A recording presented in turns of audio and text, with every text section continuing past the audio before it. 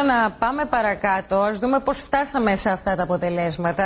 Έχουμε την εξής κάρτα, ρωτάμε τον κόσμο, Γιάννη Μαυρή, για τη στάση του απέναντι στα μέτρα της κυβέρνησης για τους πυροπαθείς. Το 64% λοιπόν, η πλειοψηφία λέει πως μάλλον θα εφαρμοστούν. Μάλλον δεν θα εφαρμοστούν, λέει το 29%.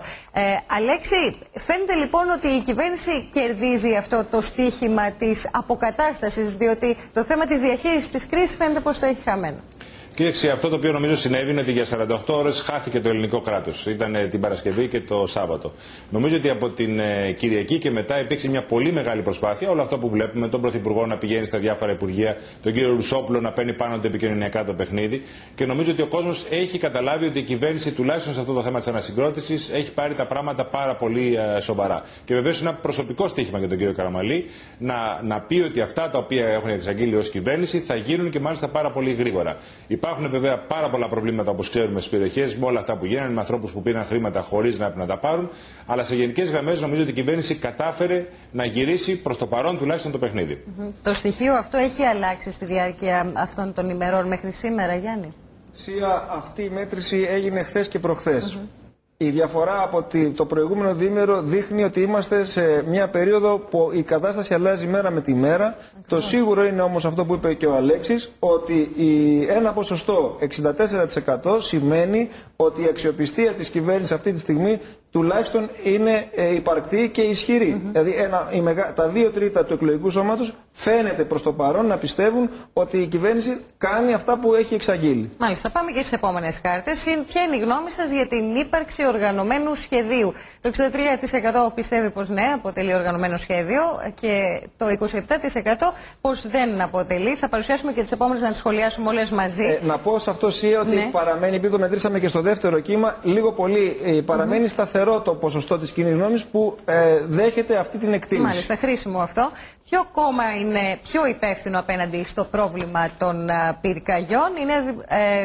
Να έρθουμε στην προηγούμενη κάρτα, να δούμε τη Νέα Δημοκρατία 32%, Πασόκ 12%, Κομμουνιστικό κόμμα 6%, Συνασπισμός 4%, Λαός 1%, άλλο κόμμα 1% και το εντυπωσιακό 32% κανένα. Ναι.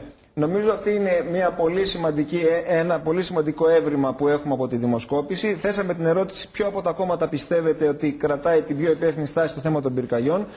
Το 1/3 του εκλογικού σώματος απαντάει κανένα. Είναι ενδεικτικό του θυμού, της οργής, της δυσαρέσκειας που υπάρχει απέναντι στα κόμματα της διακυβέρνησης, κυρίως τα μεγάλα. Όμως, μεταξύ των δύο μεγάλων κομμάτων της Νέας Δημοκρατίας και του Πασόκ υπάρχει μια σοβαρή διαφοροποίηση. Το 32% λέει ότι είναι η Νέα Δημοκρατία το πιο υπεύθυνο κόμμα, μόλις 12%, δηλαδή ο 1 στους 8 Έλληνες, πιστεύει ότι το Πασόκ κρατάει την πιο υπεύθυνη στάση.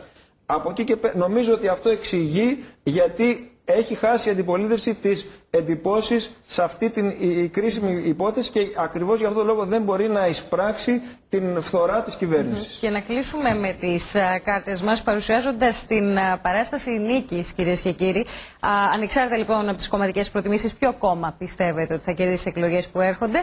Έχουμε το 53% σε αυτό το κύμα, σχέση με το 43%, πλην 10 μονάδες έχει κερδίσει λοιπόν αυτή η επιλογή, δηλαδή το κόμμα της Νέας Δημοκρατίας, 18 έναντι 20 τις προηγούμενες μέρες στο Πασόκ, και όλα τα υπόλοιπα έχουν χάσει 9 μονάδες. Αλέξη Παπαχελά, αυτό δείχνει έτσι μια πίστη τελικά στον κόσμο, στους ψηφοφόρους της Νέας Δημοκρατίας? Δεν ξέρω, θα μας πει και ο Γιάννης Μαυρής αν βγαίνει από εκεί αυτή η διαφορά.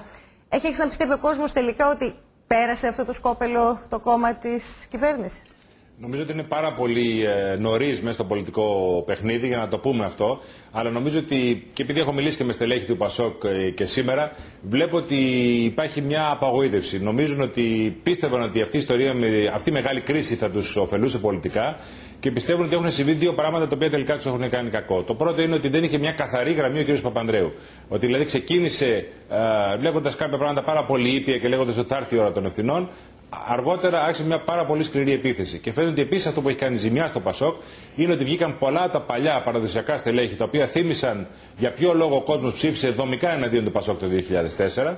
Και πιστεύω ότι όλα αυτά έχουν λίγο αλλάξει το κλίμα και την ατμόσφαιρα. Βλέπω δηλαδή μια ετοπάθεια σε ορισμένα στελέχη και στη βάση του Πασόκ και βλέπω μια ανακούφιση στην κυβέρνηση ότι έχει ξεπεράσει ένα κάβο. Όμως, επαναλαμβάνω, πιστεύω ότι είναι πάρα πολύ νωρίς και πιστεύω επίσης ότι υπάρχει πάρα πολύ μεγάλη οργή και αγανάκτηση στον κόσμο. Αυτό το ακούμε από όλους και όχι μόνο στην Πελοπόννησο. Πελοπόννησο, σε όλη την Ελλάδα.